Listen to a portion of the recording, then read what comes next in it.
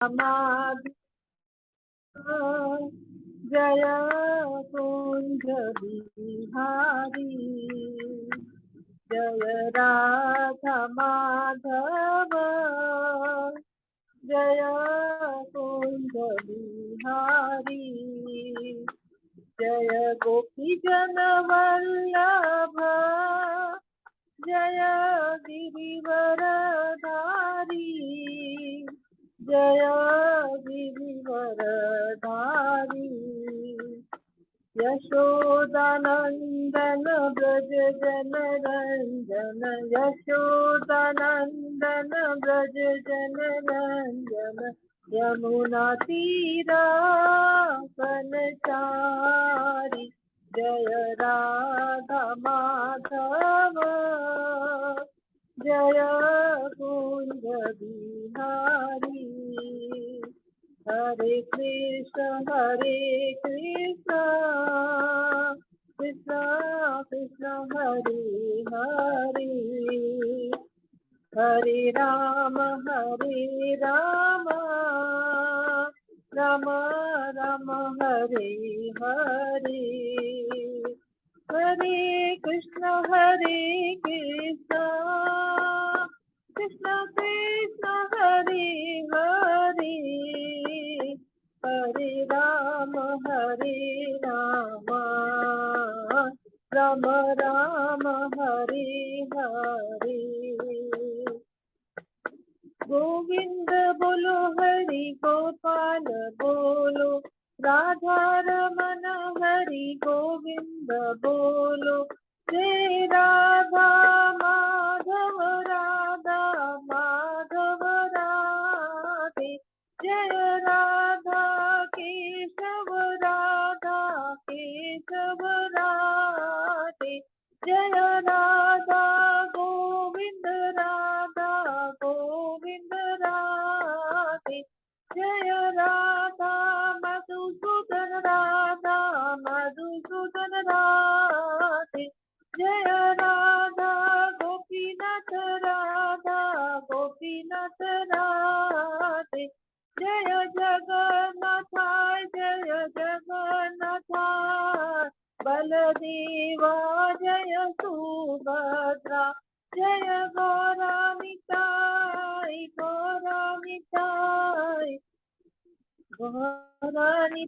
जय गौरानिताय निताय गौर हरि बोल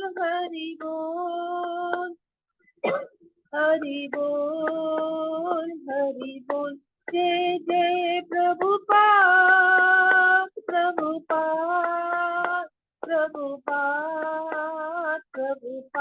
जय जय गुरुदेव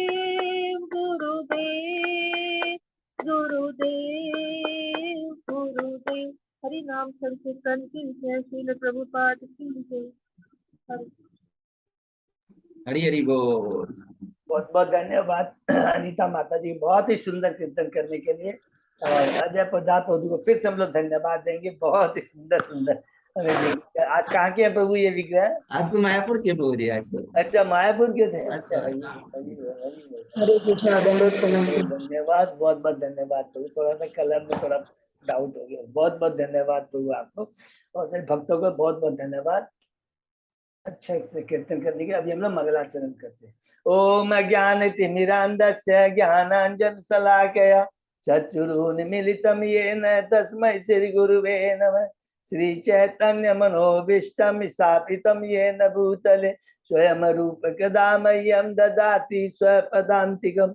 वन्देऽहं श्री गुरु श्रीयुतपद कमलं श्री गुरु वैष्णवांच श्री रूपम साग्र जातम सहगना रघुनाथम वितम तम सजीवम स्वादेतम सावभूतम परिजम सहितम कृष्ण चैतन्य देवम श्री राधा कृष्ण पादान सहगना ललिता श्री विशाखा वितांत नमो ओम विष्णु पादाय कृष्ण प्रेष्ठाय भूतले श्रीमते भक्ति वेदांत स्वामिन इति नामने। नमस्ते सारस्वती देवे गौरवाणी प्रचारिणे निर्विशेषा शून्यवादी पाश्चात देश तारिणी। वांछा कल्पतरुभ्यश्च कृपा सिन्धुभ्येव च पतितानां पावनेभ्यो वैष्णवेभ्यो नमो नमः। नमो महावदान्याय कृष्ण प्रेम पदायते कृष्णाय कृष्ण चैतन्य नामने गौरत्विषे नमः। हे कृष्ण करुणा सिंधु दीन बंधु जगतपते गोपेश गोपिका कांत राधा कांत नमस्तुते। तप्त कांचन गौरांगी राधे वृंदावनेश्वरी विश्वानुसुते देवी परमानि हरिप्रिये। नीलांचल निवासाय नित्याय परमात्मने बलभद्र सुभद्रायां जय जगन्नाथाय ते नमः। जय श्री कृष्ण चैतन्य प्रभु नित्यानंद श्री अद्वैत गदाधर श्रीवासादि गौर भक्तवृंद। मुखं करोति वाचालं पंगुलंगे गिं यत्कृपातम् हम वंदे श्री गुरुमदीनतारिणम्। परमानंद माधवम श्री चैतन्येश्वरम। हरे कृष्णा कृष्ण कृष्णा हरे हरे हरे राम राम राम हरे हरे। श्री श्री मंगलाचरण की जय, शिला प्रभुपाद की जय। हरे कृष्णा। आज के इस भागवतम कक्षा में, चर्चा में, अध्ययन में सभी भक्तों का हार्दिक स्वागत है। सभी भक्तों के चरणों में मेरा सादर दंडवत प्रणाम है। गुरु आचार्य साधु कृष्ण परम वैष्णव भागवतों की कृपा से हम लोग गत कई दिनों से श्रीमद् भागवतम का अध्ययन कर पा रहे हैं। अभी हम लोग कैंटो 3 के 31वें अध्याय में है। शीर्षक है जीवों की गतियों के विषय में भगवान कपिल के उपदेश। उसके पहले 30 अध्याय कंप्लीट किया, उसको दोहराते हैं संक्षेप में। पहले से 4थे अध्याय में विदुर जी और उद्धव जी का संवाद है। प्रथम अध्याय में उद्धव जी के प्रश्न, दूसरे तीसरे अध्याय में उद्धव जी के वृंदावन और वृंदावन के भारतीय लीलाओं का उत्तर देते हैं। और 4थे अध्याय में विदुर जी दिव्य ज्ञान की इच्छा प्रकट करते हैं, जिसके लिए उद्धव जी उन्हें मैत्रेय मुनि के पास, जो कि हरिद्वार में गंगा नदी के तट पर भेज देते हैं। 5वें 6ठे अध्याय में विदुर जी के प्रश्न है उद्धव जी मैत्रेय मुनि से जीव के बारे में और भगवान कानोदक्षाय विष्णु की सृष्टि के बारे में, सर्ग के बारे में। ठीक है। 7वें अध्याय में फिर प्रश्न करते हैं कौन से के लिए, ईश्वर तत्व, जीव तत्व के बारे में, जिसका हम लोगों ने डिटेल में वर्णन अभी किसमें पढ़ा है, अध्याय 26 में और 27 में। प्रकृति के मूल सिद्धांत और प्रकृति का ज्ञान। ठीक है। उसके बाद में 8वें अध्याय में ब्रह्मा जी का प्राकट्य है। 9वें अध्याय में ब्रह्मा जी की स्तुति है भगवान का रोदचाई विष्णु को।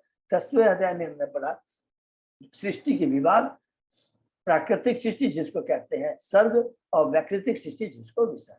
11वें अध्याय में परमाणु से समय काल की गणना, जिसके अंदर में हमने समय के बारे में पढ़ा, मनवंतर के बारे में पढ़ा, युगों के बारे में पढ़ा और कल्प के बारे में पढ़ा। 12वें अध्याय से शुरू होता है ब्रह्मा जी की सृष्टि कि किस प्रकार ब्रह्मा जी सबसे पहले 5 अविद्या को उत्पन्न करते हैं, तमः, मोह, मामोह, तमिश्रम और अंध तमिश्र। उसके बाद में प्रथम और चतुष्कुमारों को उत्पन्न करते हैं। फिर रुद्र को क्यों उत्पन्न करते हैं, क्योंकि चतुष्कुमार बोलते हैं कि हम लोग ब्रह्मचारी रहेंगे, हम लोग शादी नहीं करेंगे, हम लोग जनसंख्या नहीं बढ़ाएंगे। उसे ब्रह्मा जी क्रुद्ध हो जाते हैं और उनकी भौं से रुद्र प्रकट होते हैं। वो भी उत्पाद बनाना शुरू कर देते हैं, तो उसको रोकते हैं और उसके बाद में वो 10 ऋषियों को उत्पन्न करते हैं, जिसमें 10 संतान उत्पन्न करते हैं, जिसमें 9 ऋषि हैं और 1 नारद है। और यही 9 ऋषि जिनका ब्याह होता है, हमने पढ़ा था कि देहूती माता जी की जो 9 पुत्रियां होती है उनके संग में। और अंत में एक कपल को उत्पन्न करते हैं, स्वयंभु मुनि और शतरूपा। वही स्वयंभु मुनि जिनकी 5 संतान है, जिसका स्टार्टिंग हम लोग देहूती से लेकर के अंत तक कैंटो 5 के 15वें अध्याय तक पढ़ेंगे। इसमें 5 संतानों का डिटेल में वर्णन है। उसके बाद में 13वें अध्याय में प्रवेश करते हैं, बराह भगवान का अवतार, जिसके अंदर में हमने पढ़ा कैसे श्वेतवाह पृथ्वी का उद्धार करते हैं और नीलबराह भगवान किस प्रकार हिरण्यकश्यप को मारकर उसे मुक्ति प्रदान करते हैं। 14 अध्याय में 14th अध्याय में प्रवेश करते हैं कश्यप मुनि और दीति के बारे में कि किस प्रकार दीति संध्या समय गर्भ धारण करती है और किस प्रकार उनके गर्भ में 2 असुर आते हैं और किस प्रकार वो पश्चाताप करती है और स्वयं कश्यप मुनि से किसे आश्वासन दिलाते हैं कि घबराने की बात है, भगवान से मात्र तुम्हारे पुत्रों का उद्धार करेंगे और प्रहलाद जैसा महान भक्त तुम्हारा पौत्र होगा। 15 अध्याय में हमने पढ़ा ईश्वर के साम्राज्य का वर्णन, ये शीर्षक है, जिसके अंदर में बहुत सुंदर है कि ब्रह्मा जी देवताओं के सारे भय को दूर करते हैं कि जब वो देखते हैं कि पूरा ब्रह्मांड कलुषित हो गया है, पूरा भयानक हो गया। क्यों हो गया? क्योंकि दीति माता के घर में 2 असुर आए हैं।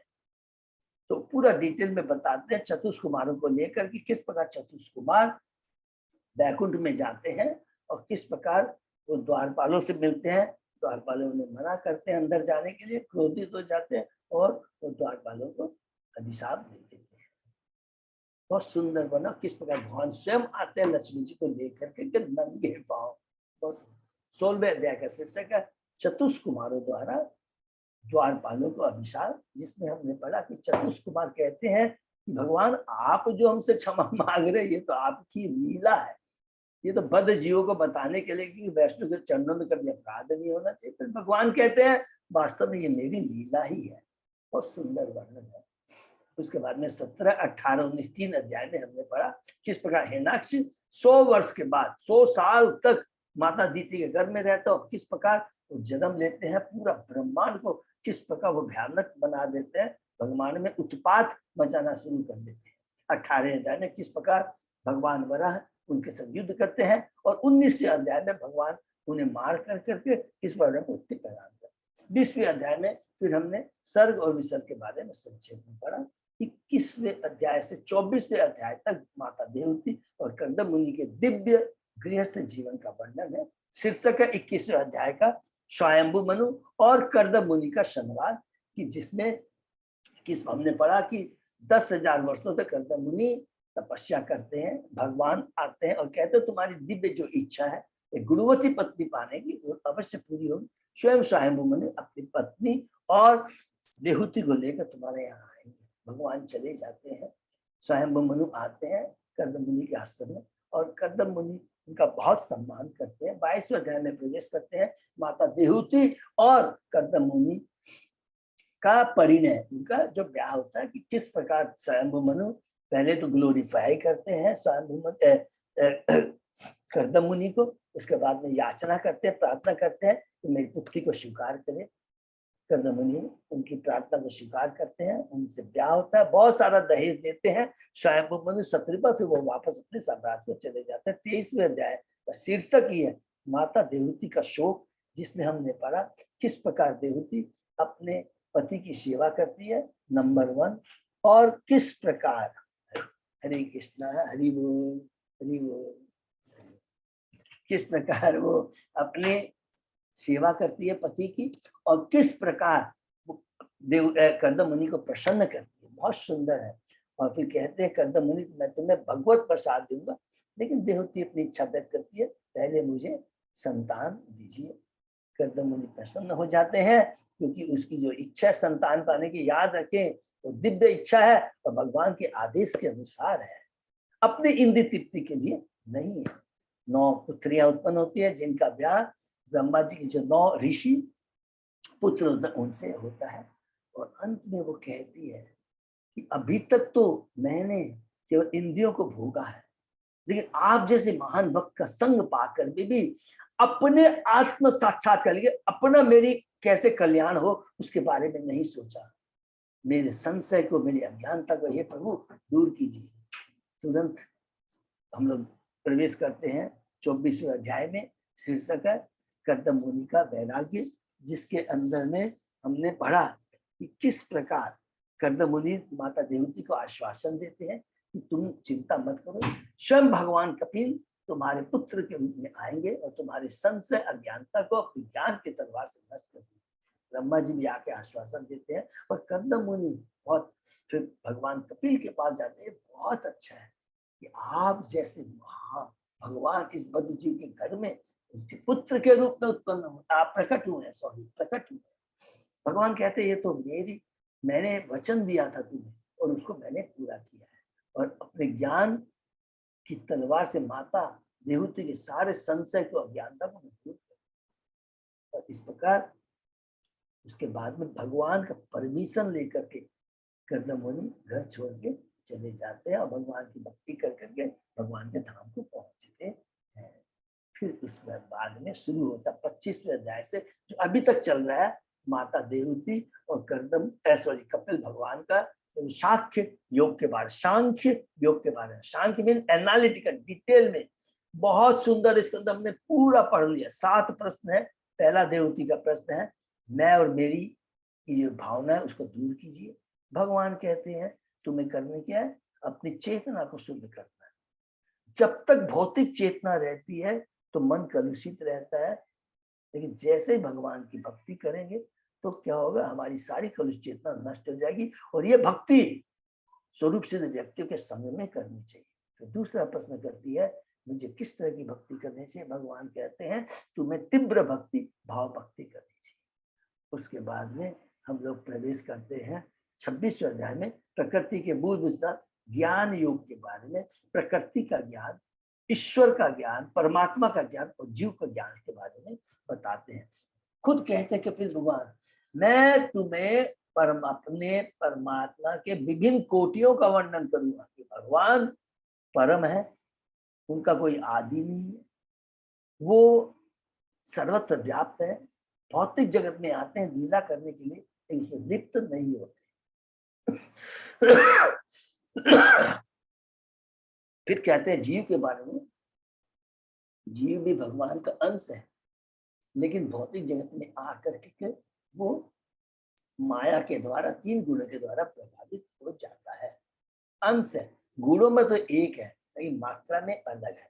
तो इसी चलते वो क्या होता है, माया के द्वारा प्रभावित हो जाता है। फिर प्रकृति के बारे में बहुत डिटेल में हमने पढ़ा, जो कि हम लोगों ने कैंटो 2 के भी 4-5वें अध्याय में और यहाँ पर कैंटो 3 के भी 5वें-6वें अध्याय में हमने पढ़ा था। उसके बाद 27वें अध्याय में हम लोग प्रवेश करते हैं, जिसका शीर्षक प्रकृति का ज्ञान, जिसमें हमने जीव तत्व के बारे में बहुत डिटेल में पढ़ा। जीव सूर्य के समान है, वो सोने की अंगूठी के समान है, भौतिक जगत में आता है, गटर में गिर जाता है, गंदगी लग जाती है, लेकिन अपनी चेतना को जीव अपने जो उसका सच्चिदानंद रूप है उसे नष्ट नहीं होता है, केवल भ्रमित होता है, सपना देखता है। माता कहती है कि ये जो भ्रम रहता है, ये आकर्षण रहता है भौतिक चीज के प्रति, जीव का शाश्वत है। बोले नहीं, यदि कृष्ण की भक्ति करता है, नाम गुण रूप लीलाओं का श्रवण कीर्तन स्मरण करने से जीव मुक्त हो जाता है। ये बहुत प्रॉपर वर्ड लिखा है, जीव जागृत हो जाता है, जीव स्वतंत्र हो जाता है, और उसकी जितने भी कलुषित चेतना है वो खत्म हो जाती है। कलुषित चेतना मतलब उसको न तो अष्ट सिद्धि चाहिए, न स्वर्ग का सुख चाहिए, न ब्रह्मा का पद चाहिए, केवल एक ही चाहिए, भगवान की सेवा, भगवान की भक्ति। 28वें अध्याय में प्रवेश करते हैं। भगवान कपिल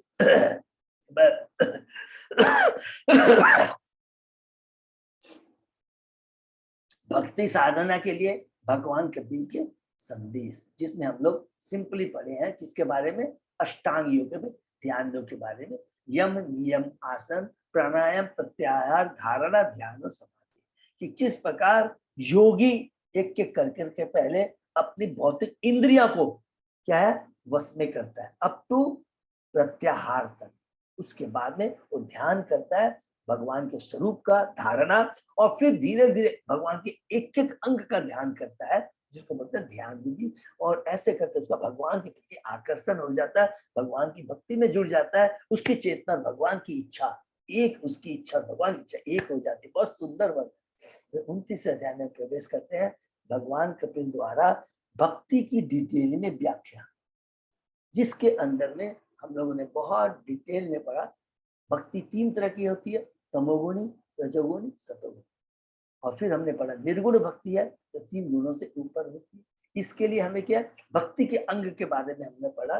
जीव को हमेशा अपने नियत कर्म करने चाहिए, कम से कम अहिंसा करनी चाहिए, भगवान के दर्शन करना चाहिए, भगवान की प्रतिमा का पूजन करना चाहिए, गुरु के आश्रय में रहकर ज्ञान प्राप्त करना चाहिए और दीनों पर दया करनी चाहिए।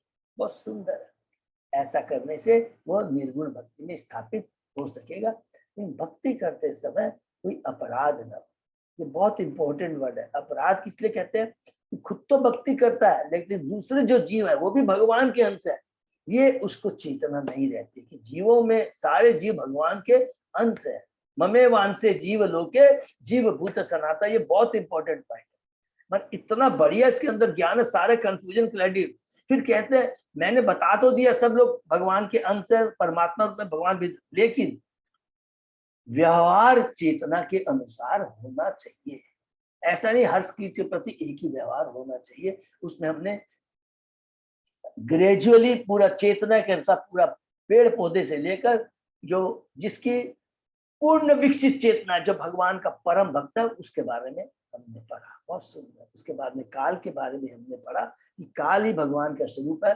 काल से ही पूरे भौतिक जगत की जितनी भी क्रियाएं होती है, लेकिन भौतिक जगत में जो कुछ भी हम प्राप्त करते हैं काल उसे हर लेता है। जैसे हम शरीर छोड़ते हैं हमारा धन संपत्ति, पति पत्नी, बच्चे, उपाधि सब नष्ट हो जाती है, केवल एक चीज रह जाती है। वो क्या है? भक्त का इस संसार में भगवान की भक्ति जो करता है, और वो सवेरा उसको ये ध्यान रहता है कि वह भगवान का नित्य दास है। केवल ये चेतना और ये भक्ति उसके समझाती है। 30वें अध्याय में 30 अध्याय में प्रवेश करते हैं, बहुत ही सुंदर है। भगवान कपिल द्वारा विपरीत कर्मों का वर्णन, ये बहुत ही, जिसमें हमने पढ़ा है कि भौतिक जगत की जो कड़वी सच्चाई है कि जैसे ही जीव भौतिक जगत में आता है भूल जाता है कि काल एक एक क्षण उसकी मृत्यु को हर रहा है, उसकी आयु को हर रहा है, उसकी आयु को हर रहा है। वो बहुत मेहनत करके पैसे कमाता है और अपने शरीर को ही सब कुछ समझ लेता है। भले ही वो इतनी बढ़िया बात नहीं है, इवन सुअर को भी वो अपना शरीर बड़ा अच्छा लगता है, वो विष्ठा खाता है वही उसको सबसे अच्छा लगता है। और सबसे बड़ी बात है इस तरह के शरीर को छोड़ना नहीं चाहता। इवन उसको इंद्र का पोस्ट देते तो वो नहीं छोड़ना चाहता। इस तरह वो अपने परिवार के पोषण के लिए बहुत मेहनत करता है, और जब सक्सेस नहीं होता है तो वो कुकर्म के माध्यम से भी धन कमाता है। लेकिन जैसे ही बूढ़ा हो जाता है, जिस प्रकार किसान अपने बूढ़े बैलों को ध्यान नहीं देता है, उसकी भी उसके घर में वही अवस्था हो जाती है, और एक अंत में शरीर छोड़ के चला जाता है। इतना ही नहीं, गृह मेदी होने के कारण उसको रास्ते में नरक में ले जाया जाता है, कुत्ते काटते हैं और उसके पूर्व कुकर्म उसको याद दिलाते हैं यमराज के सिपाही। और किस प्रकार वो कुकर्म के चलते, गलत संगति के चलते, अवैध संबंध के चलते नरक उसे भोगना पड़ता है। और कई योनियां, ये बहुत इंपॉर्टेंट बात है, कई योनियों को प्राप्त करने के बाद में कुत्ते बिल्ली फिर उसे मनुष्य शरीर प्राप्त होता है। तो यहाँ प्रभुपाद जी तात्पर्य में बहुत इंपॉर्टेंट बात कहते हैं जो हमारे लिए बहुत बड़ा है, कि जो भक्ति करते हुए जाता है उसका गारंटी है क्या? उसको दो चीज बोलते हैं, मनुष्य योनि में उसको जन्म मिलेगा, एकदम लास्ट श्लोक में। और दूसरी बात कहते हैं भक्त के घर में या धनवान व्यक्ति के घर में जन्म मिलेगा जहां सूर्य से भक्ति करने का सौभाग्य प्राप्त होगा। 31वें अध्याय में प्रवेश करते हैं।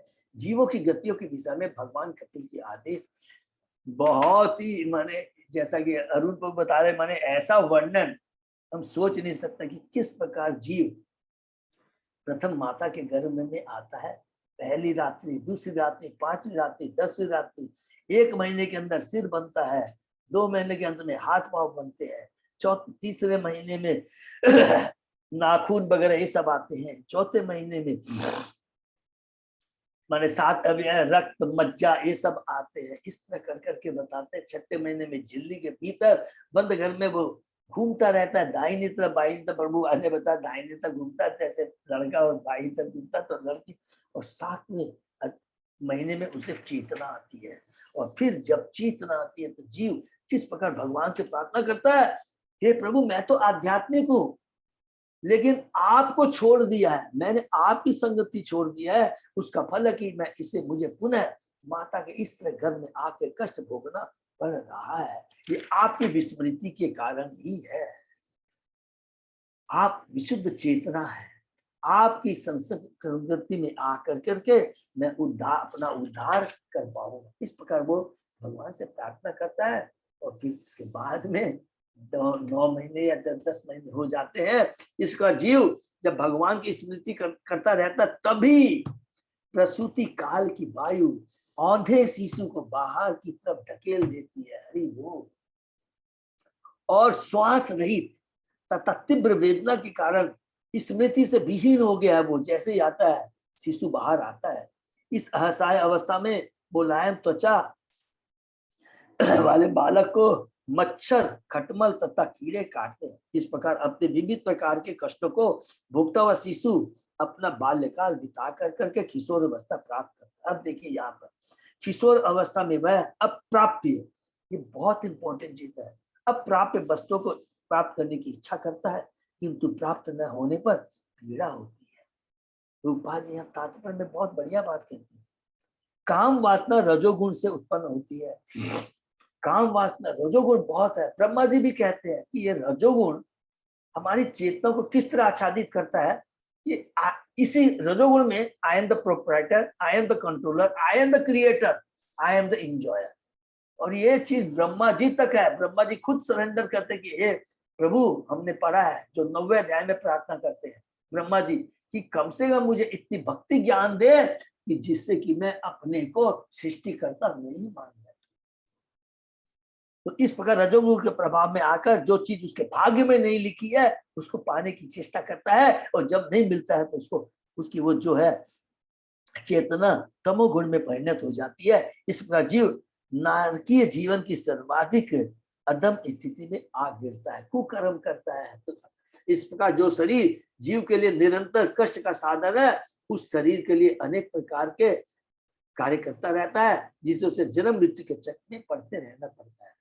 यह विषय भोग में लगा हुआ कामी पुरुषों से प्रभावित होकर स्त्री संग, सुख व स्वाद की तुष्टि में ही रहता है।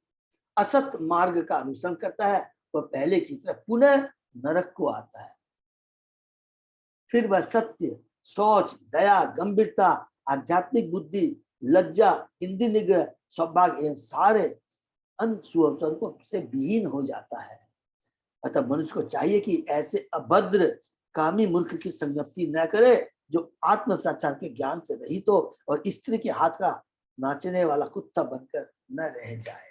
ये लास्ट इसमें हमने पढ़ा था कि बहुत। अब इसके आगे हम लोग पढ़ते हैं। ओम नमो भगवते वासुदेवाय, ओम नमो भगवते वासुदेवाय, ओम नमो भगवते वासुदेवाय।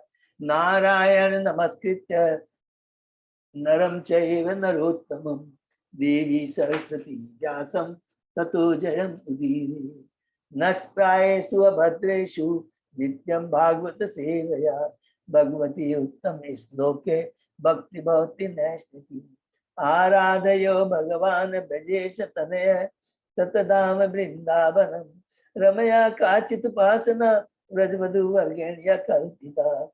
श्रीमद्भागवतम प्रमाणम अम्लम प्रेमापुमर्तो महान्, श्री चैतन्य महाप्रभो मतम इदं तत् आदरो न पर। हरे कृष्ण कृष्ण कृष्ण हरि हरि, हरे राम राम राम हरे। कैंटो 3 अध्याय 31 श्लोक नंबर 35। अजय प्रभु। हाँ प्रभु जी 35। अजय बोल, तो शुरू करते हैं। न तथा अस्य भवेत् मोह बंध च अन्य प्रसंगतः, योषित संगात यथा पुंसो यथा तत्संगी संगतः। अन्य किसी वस्तु के प्रति आसक्ति से उत्पन्न मुग्धता तथा बंधन उतने पूर्ण नहीं होते जितने कि किसी स्त्री के प्रति आसक्ति से या उन व्यक्तियों के साथ जो स्त्रियों के इच्छुक रहते हैं। ये बहुत इंपॉर्टेंट है, बहुत पावरफुल है। इसमें चेतन चरिता में भी आपने पढ़ा गया, चेतन महाप्रभु इसके प्रति बहुत स्ट्रिक्ट रहते थे। छोटा हरिदास को भी उन्होंने इसी तरह ताड़ित किया था। बहुत इंपॉर्टेंट है। स्त्री के प्रति आसक्ति इतनी दूषित होती है कि मनुष्य न केवल स्त्री की संगति से भौतिक जीवन के प्रति आसक्त हो जाता है, अपितु इन स्त्रियों के प्रति अत्यधिक आसक्त रहने वाले पुरुषों की संगति में भी हो जाता है। इसलिए कभी भी हमको इस तरह के लोगों का संग से बहुत कोसों कोसों दूर रहना चाहिए, तो इस तरह की बातें करके हमें प्रलोभन देने का प्रयत्न करते हैं। हमारे बदे जीवन के अनेक कारण, किंतु इसमें सबसे बड़ा कारण है स्त्रियों की संगति, जिसकी पुष्टि अनेक श्लोकों में हुई। और ये बहुत टफ है। इवन इसके ब्रह्मा जी इससे अछूत नहीं रहते, शिव जी भी इससे अछूत नहीं रहते, विश्वामित्र भी इससे अछूत नहीं रहते। कलयुग में स्त्री संग अत्यंत प्रबल है। जीवन के पग पग पर स्त्रियों से पाला पड़ता है। यदि किसी को कुछ खरीदना है तो सारे विज्ञापन स्त्रियों के चित्रों से भरे होते हैं। स्त्रियों के लिए मनोवैज्ञानिक आकर्षण अत्यधिक होता है, अतः लोग आध्यात्मिक ज्ञान के प्रति अत्यंत लापरवाह है। चूंकि वैदिक सभ्यता आध्यात्मिक ज्ञान पर आधारित है। देखिए तो बहुत इंपॉर्टेंट वर्ड है, जो वैदिक सभ्यता है आध्यात्मिक ज्ञान पर आधारित है। अतः स्त्रियों की संगति की व्यवस्था सतर्कता पूर्वक की गई है कि स्त्री का क्या रोल है। एक प्रभुपाद जी ने पूरे शास्त्रों में वर्णन आया है कि वो बहुत कोमल होती है, उनका मिस यूज नहीं होना चाहिए। प्रभुपाद जी बहुत चिंतित रहते थे, बहुत डिटेल में उन्होंने 4 सामाजिक विभागों आश्रमों से प्रथम ब्रह्मचर्य, तृतीय वानप्रस्थ तथा चतुर्थ आश्रम संन्यास में स्त्री संगति नितांत वर्जित है। केवल गृहस्थ आश्रम में ये अलाउ है। वो भी याद रखना, हमको क्या बोला है, हमें गृहस्थ बनना है, गृह मेदी नहीं बनना है। आज ये देखिए एक चीज याद है कि देवहूति माता और कर्दम मुनि ये गृहस्थ बने थे किस चीज के लिए, दिव्य ज्ञान प्राप्त करें, दिव्य ज्ञान, दिव्य उद्देश्य के लिए।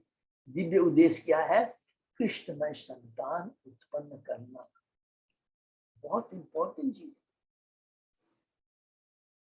केवल गृहस्थ आश्रम में सीमित देखिए वर्ड लिखा, सीमित प्रतिबंधों के अंतर्गत स्त्रियों से मिलने जुलने की कुछ छूट प्राप्त है। दूसरे शब्दों में स्त्री संगति का आकर्षण ही बद्ध जीवन का कारण है।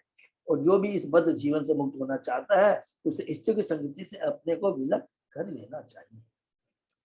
प्रजापति स्वाम दुहितरम दृष्ट्वा तत्रूप घर्षित रोहित भूताम सो अन्वधावत ऋक्ष रूपी हत त्रप। ब्रह्मा अपनी पुत्री को देखकर उसके रूप पर मोहित हो गए और जब उनके मृगी का रूप धारण कर लिया उसने मृग रूप में निर्लज्जता पूर्वक उसका पीछा करने लगे। अपनी पुत्री के रूप पर ब्रह्मा का मोहित होना तब भगवान के मोहिनी रूप पर शिव जी का मोहित होना, ये उज्ज्वलन उदाहरण हमें शिक्षा देते हैं कि ब्रह्मा तथा शिव जैसे देवता तक स्त्री की सुंदरता पर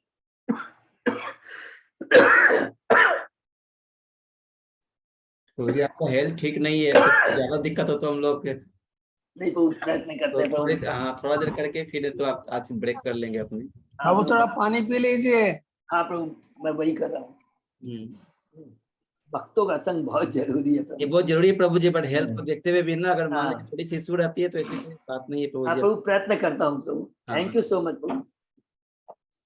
स्त्री सुंदर मुग्ध हो जाते हैं जो सामान्य बद्ध जीवन की क्या विसात, हरि बोल। तो बोलते सामान्य जीवन की क्या विसात है।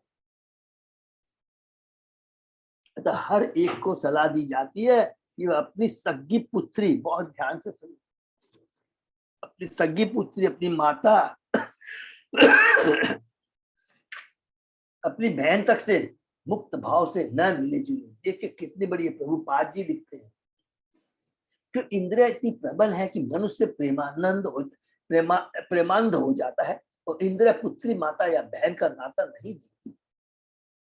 मदन मोहन की हरि बोल, मदन मोहन की सेवा में लगाकर भक्ति योग के द्वारा इंद्रियों को वश में करने का अभ्यास सर्वोत्तम होगा। भगवान किसका नाम मदन मोहन, क्योंकि वे कामदेव या काम वासना को वश में कर सकते हैं। केवल मदन मोहन की सेवा करने से मदन के आदेशों पर अंकुश लगाया जा सकता है, अन्यथा इंद्रियों को वश में करने के सारे प्रयास विफल होंगे। देखिए इसके अलावा कोई दूसरा उपाय नहीं है। प्लीज इसको नोट कर लेंगे। कोई भी भौतिक जगत की कोई भी शक्ति हमारी इंद्रियों को बस में नहीं कर सकती। केवल भगवान की सेवा में लगा करके हम सफल हो सकते हैं।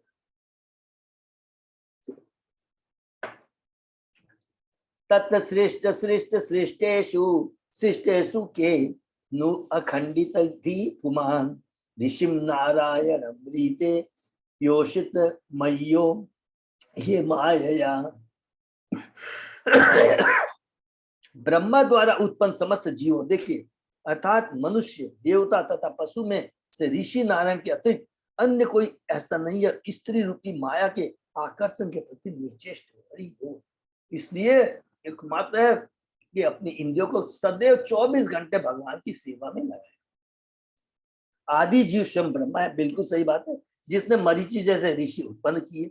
मरीचि से कश्यप मुनि तथा अन्य और कश्यप मुनि तथा मनुओं से विभिन्न देवताओं तथा मनुष्यों को उत्पन्न किया, किंतु इनमें से ऐसा कोई नहीं जो स्त्री रूपी माया के जादू से मोहित न होता हो। समग्र संसार में ब्रह्मा से लेकर एक क्षुद्र चींटी तक सभी विषय जीवन के प्रति आकर्षित होते हैं। इस भौतिक जगत का यह मूल सिद्धांत है। अपनी पुत्री द्वारा ब्रह्मा का मोहित होना ज्वलंत उदाहरण है कि स्त्री के प्रति कामाशक्ति से कोई भी नहीं बच सकता। अतः माया की सबसे आश्चर्य सृष्टि स्त्री है, जो बद्ध जीवन को बंधन में रखती है। बलम में पश्य माया स्त्री मैया जैनो दिशाम या करोति पद आक्रांतान भ्रूवि जिम जिम भेण केवलम। जरा स्त्री रूपी मेरी माया की अपार शक्ति को समझने का प्रयत्न तो करो। देखिए देवहूति को बोल रहा है, ये माता देवहूति मेरी माया की अपार शक्ति, भगवान कपिल कह रहे हैं, जो अपनी भौहों की गति माते संसार के बड़े बड़े विजेताओं को अपनी मुट्ठी में रखती है। विश्व के इतिहास में ऐसे अनेक दृष्टांत प्राप्त हैं जहां एक महान विजेता किसी क्लियोपात्रा, इंग्लिश का वो नाटक है, के सौंदर्य पर मुग्ध होता रहा है। मनुष्य को स्त्री की सम्मोहक शक्ति तथा उस शक्ति के प्रति मनुष्य के आकर्षण के अध्ययन किए जाने की आवश्यकता है। आखिर यह किस स्रोत से उत्पन्न हुई? वेदांत सूत्र के अनुसार हम जानते हैं कि प्रत्येक वस्तु भगवान से उत्पन्न, उसमें कहा गया जन्मादस्य जाता है, भागवतम का पहला श्लोक, जिसका अर्थ है कि भगवान या परम पुरुष ब्रह्म या परम सत्य ही वह स्रोत है जहां से प्रत्येक वस्तु उद्भुत होती है। आध्यात्मिक जगत में भी ऐसी स्त्री की सम्मोहक शक्ति तथा ऐसे आकर्षण के प्रति मनुष्य का शिकार होना भगवान में अवश्य पाए जाते होंगे और वे भगवान की दिव्य लीलाओं में प्रकट होते होंगे। भगवान परम पुरुष नर है। जिस प्रकार नर मादा के प्रति आकृष्ट होते रहना आता है, वही उत्कंठा भगवान में भी पाई जाती है। वे भी स्त्री के सुंदर रूप द्वारा मुग्ध होते हैं। प्रश्न यह है कि यदि वे स्त्री आकर्षण द्वारा मुग्ध होते रहते हैं तो क्या वे किसी भौतिक स्त्री द्वारा आकृष्ट होंगे? ऐसा संभव नहीं है। इस संसार के लोग भी स्त्री आकर्षण का परित्याग कर सकते हैं यदि वे पर ब्रह्म द्वारा आकृष्ट हो। हरिदास ठाकुर के साथ ऐसा ही हुआ। एक सुंदर वेश्या ने अर्धरात्रि में उन्हें आकर्षित करना चाहा, किंतु वे भक्ति में भगवान के दिव्य प्रेम में स्थित थे, अतः उनके द्वारा मोहित नहीं हुए। उल्टे उन्होंने अपनी दिव्य संगति से उस वेश्या को महान भक्त बना लिया। प्लीज मेरा रिक्वेस्ट है, ये इस उदाहरण को याद रखें, बहुत इंपॉर्टेंट। जब भगवान का भक्त भगवान की दिव्य भक्ति की शक्ति से इस तरह की एक वेश्या को भक्त बना सकता है, तो भगवान कभी भी क्या हो सकते हैं? भौतिक जगत आध्यात्मिक जगत में जो है, भौतिक जगत ठीक उसका उल्टा है। आध्यात्मिक जगत में भगवान के जो कार्यकलाप होते हैं उसका विकृत रूप ये भौतिक जगत में है। ये याद रखें। भगवान की जो दिव्य प्रेमा भक्ति है, गोपियों के संग में जो उनका दिव्य आदान प्रदान है, उसका कलुषित रूप इस भौतिक जगत। एक याद रखेंगे, जैसे आध्यात्मिक जगत में पेड़ है, पेड़ में जो सबसे उच्च कोटि की जो वहां पर प्रेम होता है भगवान का, भौतिक जगत में ये बीच उल्टा है, उतना ही उल्टा एकदम नीचे का वो आज भौतिक जगत में हो रहा है। तो भगवान के नकल करते हैं और ये प्रूफ होता है कैसे कि जब भगवान का भक्त हरिदास ठाकुर को हिला नहीं सकी वैश्या, तो भगवान कैसे बताए प्रभावित हो सकते हैं? ये एक बहुत बड़ा एग्जाम्पल है, उदाहरण। अतः भौतिक आकर्षण परमेश्वर को आकृष्ट नहीं कर सकता, इसको अंडरलाइन कर लेंगे प्लीज। जब वे किसी स्त्री द्वारा आकृष्ट होते हैं तो वे उस स्त्री को अपनी शक्ति से उत्पन्न करते हैं। वह स्त्री राधा रानी है। गोस्वामियों में बताया गया कि राधा तो भगवान की हृदय शक्ति की प्रकट रूप है। जब भगवान दिव्य आनंद प्राप्त करना चाहते हैं, क्या लिखा, दिव्य आनंद प्राप्त करना चाहते हैं, तो वे अपनी अंतरंगा शक्ति से स्त्री उत्पन्न करते हैं। इस पर स्त्री सौंदर्य के प्रति आकर्षण सहज प्राकृतिक है, क्योंकि वह आध्यात्मिक जगत में पाया जाता है। भौतिक जगत में विकृत होकर, देखिए भौतिक जगत में वह विकृत होकर प्रतिबिंबित होता है, इसलिए उनमें उन्माद होते हैं। जीव तो सूर्य के समान हमने पढ़ा है। जैसे भौतिक जगत में जल के ऊपर में पड़ता है सूर्य की रोशनी, सूर्य की परछाई दिखाई देती है, वो उसका विकृत रूप है। आध्यात्मिक जगत में भगवान की भक्ति, भगवान के सारे कार्य वो दिव्य होते हैं, दिव्य, और भौतिक जगत में वो भौतिक होते हैं। ये हमें समझना होगा। भौतिक जगत में विकृत होकर प्रतिबिंब होता है, इसलिए अनेक उन्माद है। यदि कोई भौतिक सौंदर्य के द्वारा आकृष्ट होकर, बहुत ध्यान से पढ़ेंगे हम लोग, राधा रानी तथा कृष्ण के सौंदर्य द्वारा आकृष्ट होने का अभ्यास कर ले, तो भगवद गीता का यह कथन परम दृष्टवा निवर्तते सत्य सिद्ध होगा। एक बार राधा तथा कृष्ण के दिव्य सौंदर्य से आकर्षित हो जाने पर कोई भौतिक सौंदर्य के प्रति आकृष्ट नहीं होता। राधा रानी इतनी सुंदर है और उनकी सुंदरता में दिव्यता है, आध्यात्मिक दिव्यता है, भौतिक आसक्ति का लेस मात्र भी नहीं है। राधा कृष्ण पूजा का यही विशेष महत्व है। इसकी पुष्टि रमणाचार्य ने की है। उनका कथन है, चूंकि मैं राधा कृष्ण के सौंदर्य से आकृष्ट हो चुका हूं, अतः जब भी किसी स्त्री के प्रति आकर्षण होता है या किसी स्त्री के साथ प्रसंग का स्मरण आता है, तो मैं उस पर थूकता हूँ और मेरा मुख घृणा से भर जाता है। जब हम मदन मोहन तथा कृष्ण उनकी प्रेमिकाओं के सौंदर्य द्वारा आकर्षित होते हैं, तो हमारे बद्ध जीवन की श्रृंखलाएं तथा स्त्री का सौंदर्य हमें आकृष्ट नहीं कर सकता। मदन मोहन जो कामदेव को भी जीत लेते हैं। तो यहाँ बताते हैं, समरी में क्या बताया है, भौतिक जगत में हमारे पतन का, हमारे डाउनफॉल का सबसे बड़ा कारण विषय जीवन का है, स्त्री है। लेकिन अगर हम अपनी इंद्रियों को भगवान के मुखारविंद का दर्शन करने में, मदन मोहन का रूप का दर्शन करेंगे, तो गारंटी है ये सारी विकृत चेतना तुरंत खत्म हो जाएगी।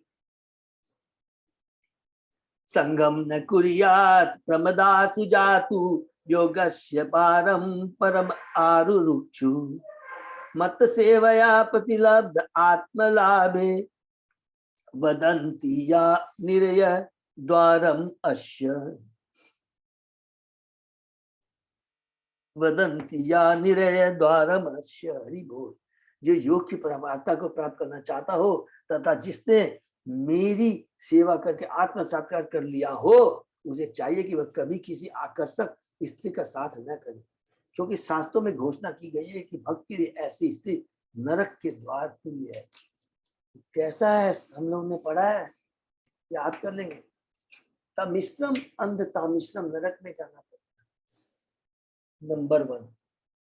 नंबर 2 क्या बोला गया है कि जो वर्णाश्रम का नियम पालन किसमें होता है, मनुष्य जीवन, पशु में नहीं होता है, कोई रेस्ट्रिक्शन नहीं, उसको पशु योनि मिलती है, ये गारंटी है।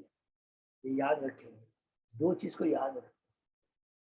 योग की पराकाष्ठा प्रीतिपूर्ण कृष्ण भक्ति है। इसका समर्थन भगवद गीता में इस प्रकार हुआ है, जो व्यक्ति भक्ति में रहकर सदैव कृष्ण का चिंतन करता है, वह समस्त योगियों में सर्वोच्च है। यही नहीं, श्री भागवत के प्रथम स्कंद के 2वें अध्याय में भी कहा गया है कि जब कोई भगवान की सेवा करके भौतिक कलमश से मुक्त हो जाता है, तो वह ईश्वर के विज्ञान तत्व ज्ञान को समझ सकता है। देखिए कितनी बढ़िया बात लिखी, एकदम सारा कंसेप्ट क्लियर हो गया। जब तक भौतिक कलमश रहता है, इसको केवल हरि नाम का जप करके भगवान की सेवा में अपने को नियुक्त करके वो भौतिक कलमश खत्म हो जाता है। फिर उसके बाद में भक्त कहीं भी रहेगा, चाहे उसको आप किसी भी जगह पर रख दिए, गारंटी है उससे वो प्रभावित नहीं। उसकी चेतना है वो एकदम उच्च कोटि की हो चुकी है। लेकिन याद रखना, कलयुग के लिए बोला गया है कि नहीं, कलयुग में सदैव भक्तों का संग ही करना चाहिए, नहीं तो माया कभी भी हमें झपट सकती है। यहाँ पर प्रतिलब्धात्म लाभ है, सब है। आत्मा का अर्थ स्व या आत्मा है, लाभ का अर्थ उपलब्धि है। सामान्यतः बद्धजीव अपनी आत्मा या स्व खो चुके हैं, किंतु जो योगी है वे आत्मा का साक्षात्कार कर सकते हैं। यहाँ आगाह किया गया कि ऐसे स्वरूप सिद्ध व्यक्ति जो योग सिद्धि की पराकाष्ठा तक पहुंचना चाहते हैं उन्हें तरुणी स्त्री की संगति नहीं करनी चाहिए। किंतु वर्तमान युग में ऐसे अनेक धूर्त पाखंडी जो ये सलाह देते कि जब तक काम इंद्रिय है तब तक मनुष्य को जी भर कर स्त्री भोग कर सकता है और साथ ही योगी बन सकता है। किसी भी मानक योग पद्धति में स्त्री संगति स्वीकृत नहीं है। यहाँ स्पष्ट कहा गया है कि स्त्री संगति नरक का द्वार है। वैदिक सभ्यता में स्त्री की संगति अत्यंत सीमित होती है। 4 वर्णाश्रमों में 3 में स्त्री की संगति वर्जित है। केवल गृहस्थ आश्रम में स्त्री से निकट संपर्क की छूट रहती है और यह संबंध अच्छी संतान उत्पन्न करने तक ही सीमित है। इसको अंडरलाइन कर देंगे। किंतु यदि कोई इस भौतिक संतान में आता है तो उसे निर्बाध इससे संगति करनी चाहिए। हरि बोल। अपनी संगति में कंट्रोल करना। या उपयाति शने माया योषित देव विनिर्मिता ताम इच्छेत आत्मनो मृत्युम तीनों कूपम इव आवृतम।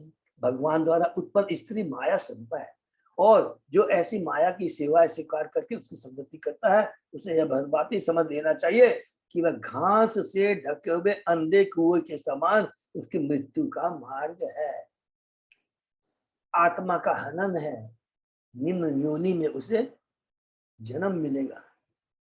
कभी कभी व्यर्थ के कुएं को घास फूस से ढक दिया जाता है।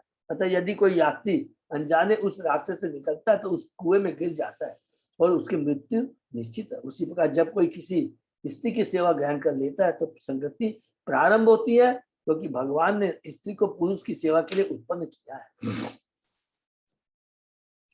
यदि वह इतना बुद्धिमान है कि स्त्री को नरक का द्वार समझता है तो वह मुक्त होकर उसकी संगति कर सकता है।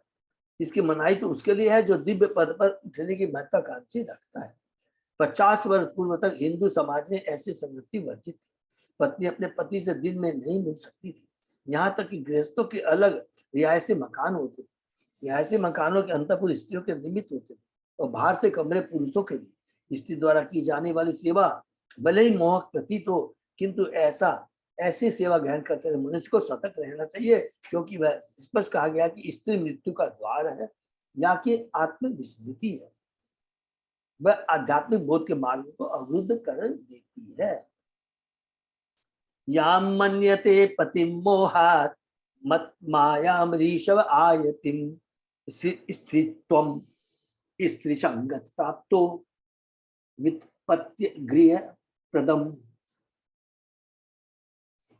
जीव जिसे अपने पूर्व जीवन में स्त्री आसक्ति के कारण स्त्री का रूप प्राप्त होता है मूर्खतावश माया को अपना पति मानकर उसे ही संपत्ति संतान घर तथा अन्य भौतिक साथ सामान देने वाला समझता है। इस श्लोक में प्रतीत होता है कि स्त्री भी अपने पूर्व जन्म में पुरुष रहती है और अपनी पत्नी के प्रति आसक्ति के कारण उसे यह शरीर प्राप्त हुआ रहता है। भगवद गीता में इसकी पुष्टि होती है कि मरते समय मनुष्य जैसा अंत काले चमावा स्मरण मुक्तवा कर ले रहा उसी के अनुसार उसे अगला जीवन प्राप्त होता है। यदि कोई अपनी स्त्री के प्रति अत्यधिक अनुरक्त है तो यह स्वाभाविक है कि मृत्यु के समय अपनी पत्नी का चिंतन करता है और अगले जन्म में उसे स्त्री का शरीर प्राप्त होता है। इसी प्रकार यदि कोई स्त्री अपनी मृत्यु के समय अपने पति का स्मरण करती है तो उसे अगले जन्म में पुरुष का शरीर प्राप्त होता है। फलतः हिंदू शास्त्रों में भी स्त्री के सतीत्व तथा मनुष्य के प्रति उसकी भक्ति पर अत्यधिक बल दिया गया। अपने पति के प्रति आसक्ति के फलस्वरूप स्त्री अगले जन्म में मनुष्य शरीर प्राप्त कर सकती है किंतु स्त्री के प्रति अनुरक्ति से मनुष्य को नीचे गिरकर स्त्री का शरीर धारण करना होता है। जैसा कि भगवद गीता में कहा गया हमें यह सदा स्मरण रखना चाहिए कि स्थूल तथा सूक्ष्म दोनों प्रकार से शरीर वस्त्र तुल्य है। वे जीव के कमीज तथा कोट। हरि बोल। स्त्री या पुरुष होना शारीरिक वस्त्र का भेद है। केवल शरीर का ऊपर का आवरण है वो अलग है। स्त्री या पुरुष होना शारीरिक वस्त्र का भेद है। आत्मा वास्तव में परमेश्वर की तटस्थ शक्ति है। प्रत्येक जीव शक्ति भक्त शक्ति होने के कारण मूलतः स्त्री होता है अर्थात भोग्य है। इसको अंडरलाइन कर लेंगे सबको क्लियर होगा। स्त्री भी क्या है? परा प्रकृति है भगवान की। परा प्रकृति है जी परा प्रकृति है।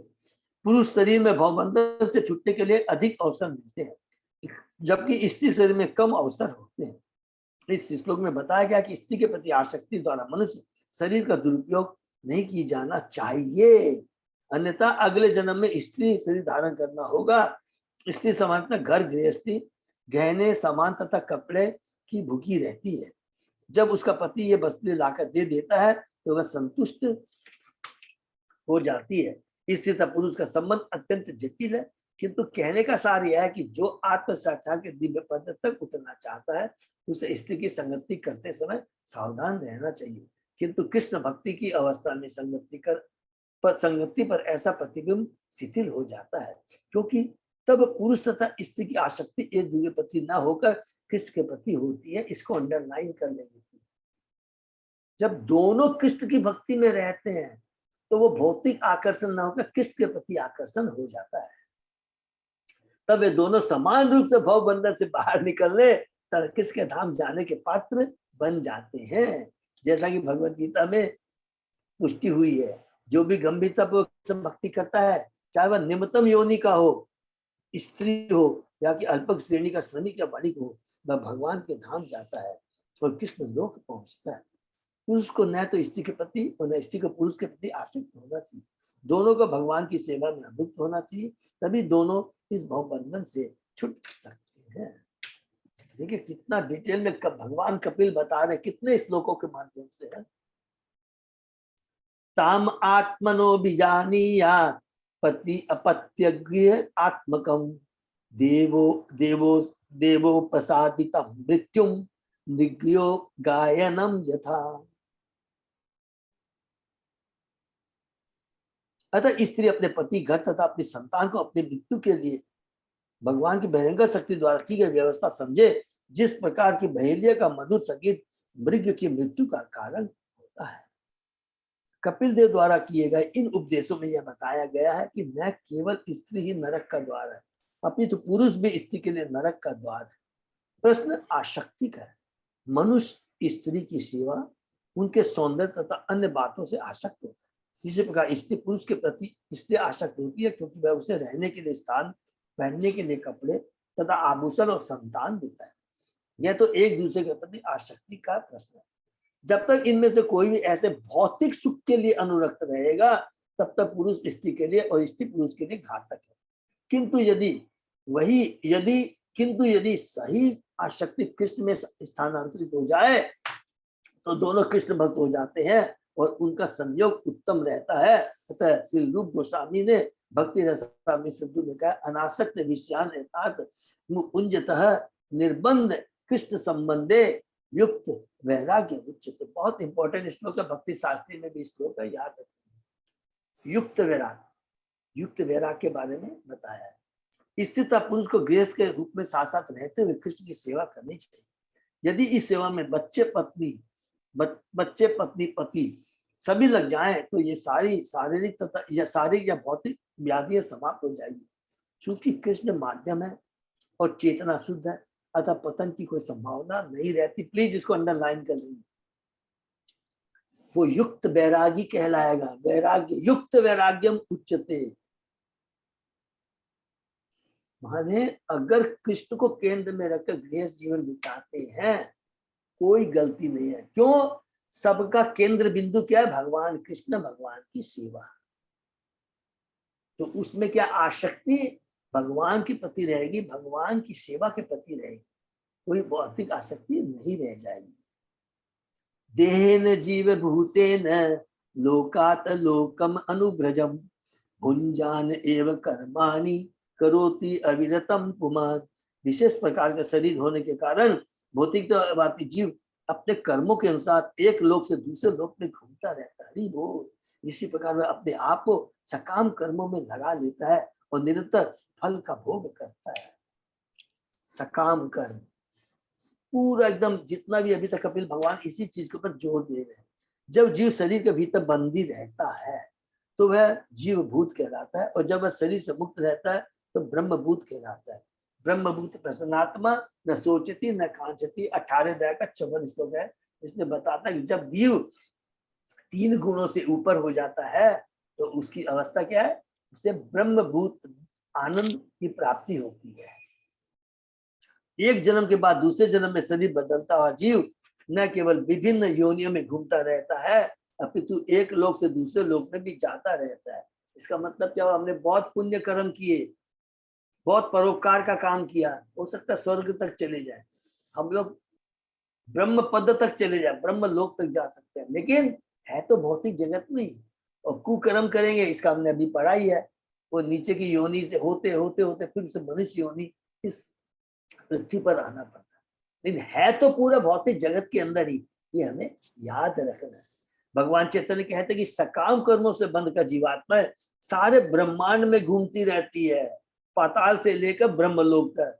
और यदि सौभाग्यवश या किसी पुण्य कर्म के कारण वे प्रामाणिक गुरु के संपर्क में आती हैं, तो कृष्ण की कृपा से उन्हें भक्ति का बीज प्राप्त होता है। यदि कोई जिस इस बीज को पाकर उसे अपने हृदय में बोता है और श्रवण तथा कीर्तन रूपी जल से इसे सींचता है, तो यह बीज उगकर एक वृक्ष का रूप धारण कर लेता है। हरि बोल। इसमें जो फूल और फल लगते हैं उन्हें जीव इसी जगत में भोग सकता है। यह ब्रह्मभूत अवस्था कहलाती है। इस सोपाधिक अवस्था में जीव भौतिकवादी कहलाता है। किंतु जब, बहुत ध्यान से पढ़ें, किंतु जब वह समस्त उपाधियों से मुक्त होकर पूर्णतः कृष्ण भक्तों की सेवा में लगा रहता है तो मुक्त कहलाता है। जब तक भगवान की कृपा से प्रामाणिक गुरु संगति नहीं प्राप्त होती, तब तक विभिन्न योनियों में जन्म तथा मृत्यु के चक्र तथा विभिन्न प्रकार के लोकों में घूमने के छुटकारे की कोई संभावना नहीं रहती। जीवो ही अनुगोदे हो भूतो इंद्रिय मनोमय तत् निरोधो अस्य मरणम आविर्भावतु संभव। इस प्रकार सकाम कर्मों के अनुसार जीव को मन तथा इंद्रियों से युक्त उपयुक्त शरीर प्राप्त होता है। जैसा जैसे सकाम इच्छा होगी, जैसे ऐसी चेतना होगी, उसके साथ उसका स्वभाव और मिलता है। उसी कर्म और स्वभाव को लेकर के जीव, हमने पढ़ा था ब्रह्मा जी उसको पूरे पाताल से लेकर के पूरे ब्रह्मलोक में जैसी उसकी चेतना है, स्वभाव, उसके साथ उसे स्थापित कर देते हैं। जब किसी कर्म का फल चूक जाता है तो इस अंत को मृत्यु कहते हैं, और जब कोई फल प्रारंभ होता है तो उस शुभारंभ को जन्म कहते हैं। अंत काल से जीव विभिन्न योनियों में तथा लोकों में निरंतर घूमता रहा है। भगवद गीता में इस प्रकरण की व्याख्या हुई है। भ्राम्यम सर्वभूतानि यंतारुरानी माया। माया के वश में होकर प्रत्येक जीव माया द्वारा तत्त शरीर से रथ पर चढ़कर ब्रह्मांड भर में घूमता रहता है। भौतिकतावादी जीवन में कर्म तथा फल की श्रृंखला रहती है। यह कर्म तथा फल की एक लंबी रील है और एक जीवन अवधि एक दमक फ्लैश के तुल्य है। जब बच्चा जन्म लेता है तो समझना चाहिए कि उसका शरीर सर्वथा नवीन कार्यकलापों का शुभारंभ है, और जब वृद्ध पुरुष मरता है तो समझना चाहिए कर्म फल का अंत हो गया, और उसी के अनुसार स्वभाव के अनुसार नया उसे जन्म मिलता है, नया शरीर मिलता है। हम देखते हैं कि विभिन्न कर्म फलों के कारण कोई संपन्न परिवार में जन्म लेता है तो कोई निर्धन परिवार में, जबकि दोनों ही एक ही स्थान में एक समय और एक वातावरण में जन्म लेते हैं। जो पुण्य कर्म करता है उसे समृद्ध या पुण्य परिवार में जन्म लेने का अवसर प्रदान किया जाता है, और जो पाप कर्म करता है तो उसे निम्न निर्धन परिवार में जन्म लेने दिया जाता है। शरीर के परिवर्तन के कार्य क्षेत्र बदल जाता है। इसी प्रकार जब बालक का शरीर तरुण शरीर में बदलता है और बालक मन के कार्य युवा स्तर के कार्यकलापों में बदल जाते हैं। यह स्पष्ट है कि विशेष प्रकार का कर्म करने से जीव को विशेष शरीर प्राप्त होता है। यह क्रिया अनंत काल से चलती आ रही है। अतः वैष्णव कवि कहते हैं अनादि कर्म फले, जिसका तात्पर्य है कि किसी के कर्मों तथा फलों का पता नहीं लगाया जा सकता, क्योंकि वे ब्रह्मा के जन्म के कल्प से लेकर अगले कल्प तक चलते रहेंगे। हमने नारद मुनि के जीवन में इसको देखा।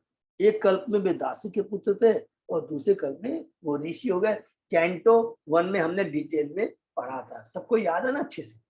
तो देखिए इस लाइन को थोड़ा अंडरलाइन कर लेंगे, क्योंकि ब्रह्मा के जन्म के कल्प से लेकर अगले तक की जीव का पता नहीं है।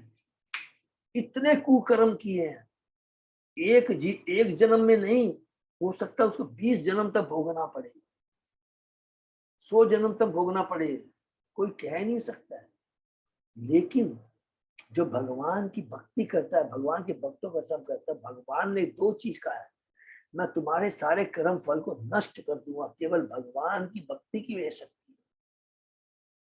इसी जन्म में हम भगवान की दिव्य भक्ति कर करके भगवान के धाम जा सकते हैं। जितना भी पुराना लेखा जोखा भगवान उसे नष्ट, लिखा है भागवत में कहीं पढ़ेंगे, भगवान यमराज को बुलाते हैं, इसका बोला पुराना सारा जोखा है, इसको फाड़ के नष्ट करो।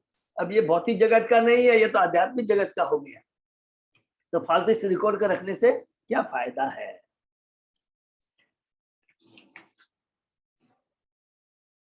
द्रव्यो उपलब्धि स्थानस्य द्रव्यो इच्छा अयोग्य यथा यदा। प्रभु जी stop कर देते हैं। नहीं स्टॉप कर दे प्रभु? ओके प्रभु, थैंक यू, सॉरी, हाँ 8 बज गया है। तो बहुत बहुत धन्यवाद सब भक्तों को।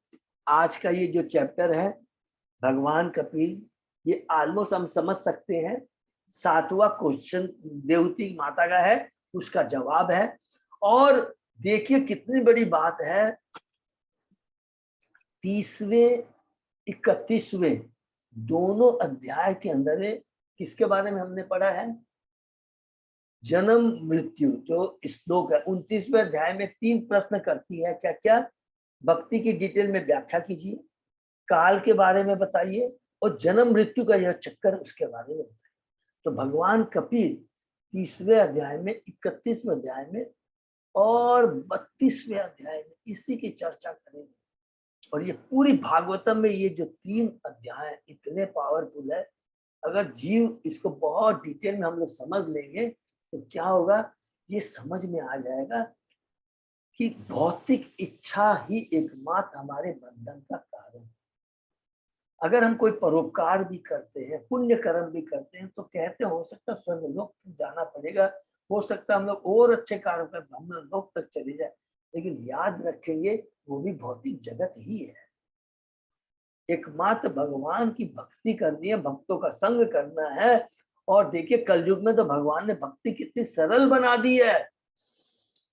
हम लोगों को कितने, सतयुग में तो लाखों लाखों वर्ष तक तपस्या करनी पड़ती थी, त्रेता युग में हमें यज्ञ करने पड़ते थे, द्वापर युग में हमें तीर्थ स्थानों का दर्शन करना पड़ता था, डीटी वर्शिप करनी पड़ती, लेकिन कलयुग में चैतन्य महाप्रभु की कृपा से इतनी सरल विधि कर दी है। 2 चीज, क्या? इस विधि से हम लोग कृष्ण प्रेम तक प्राप्त कर सकते हैं, हरिनाम संकीर्तन। भौतिक जगत से खाली छुटकारा पाना नहीं, कृष्ण का दिव्य प्रेम हम प्राप्त कर सकते हैं केवल हरिनाम संकीर्तन भक्तों का संग करके।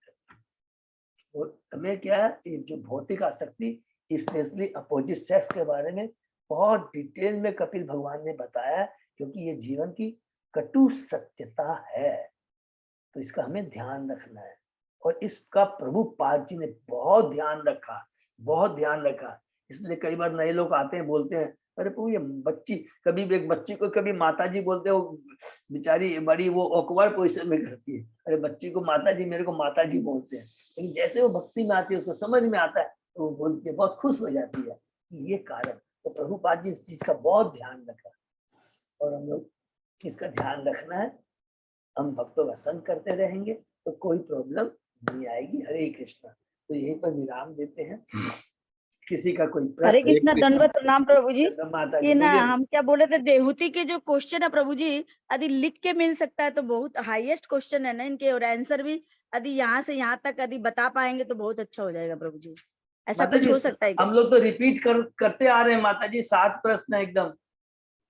अच्छा, तो 7 प्रश्न है क्या? हाँ, तो वो नेक्स्ट क्लास में फिर से मैं रिपीट कर दूं। हम हर बार रिपीट कर रहे हैं माता जी। अच्छा, मैं लिख लूंगी प्रभु जी, आप लिख लीजिए। ओके माता जी, ओके, हाँ।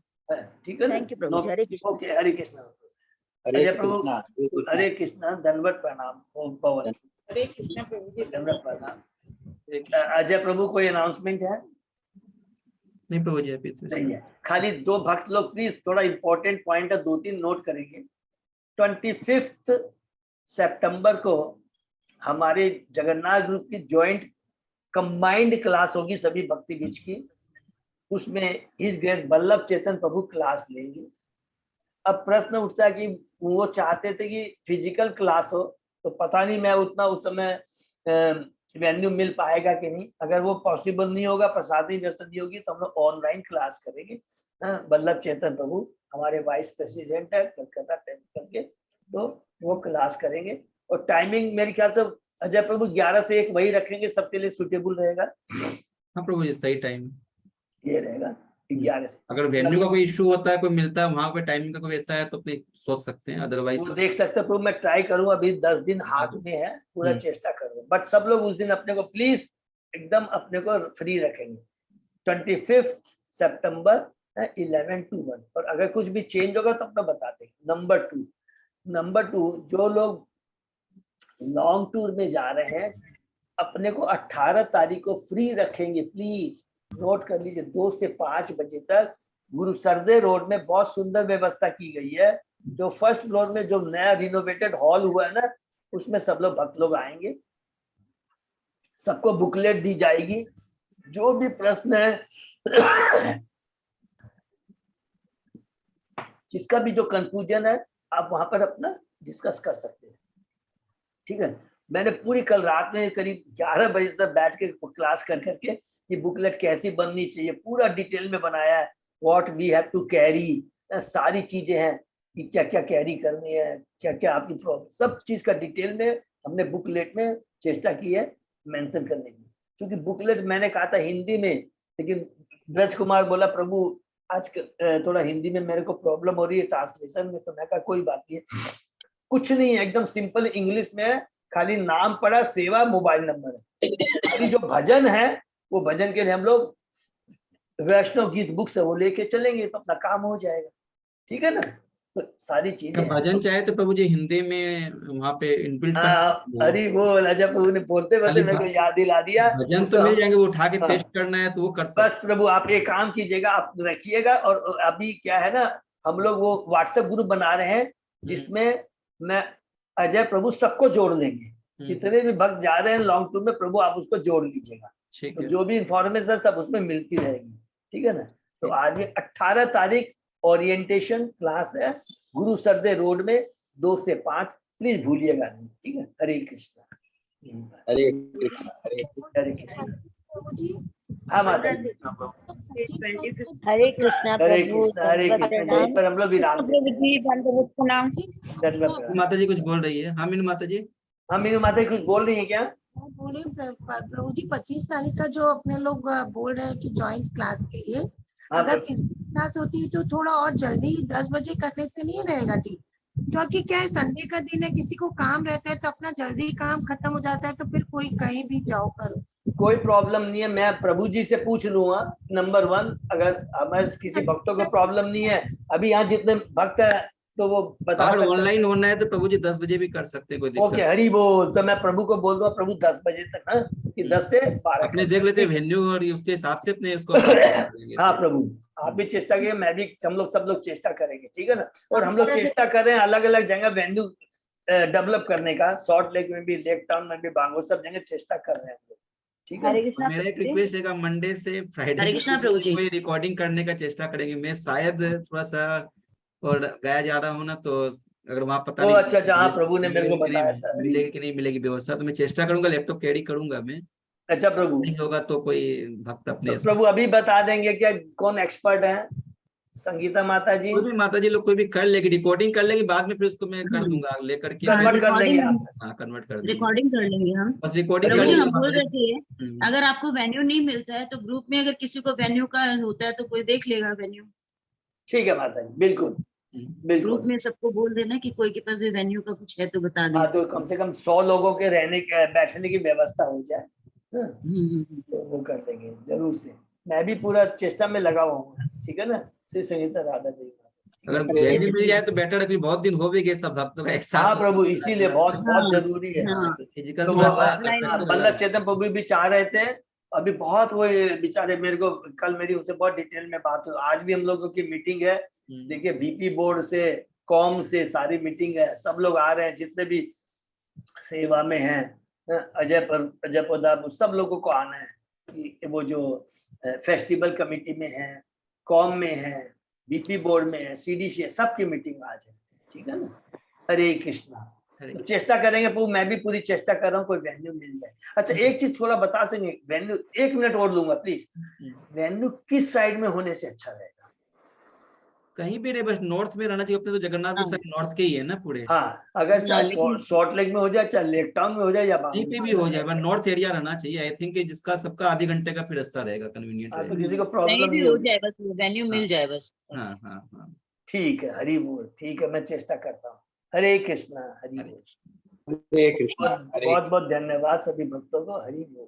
हरे कृष्ण। सभी भक्तों का बहुत बहुत धन्यवाद एवं सभी को मेरा दंडवत प्रणाम। तो आज का सेशन ये विराम कर हरे फिर हरि सुन। बोल। तो संगीता माता जी रिकॉर्डिंग करेंगी, ठीक है अजय प्रभु? हाँ प्रभु जी। ओके, हरि बोल।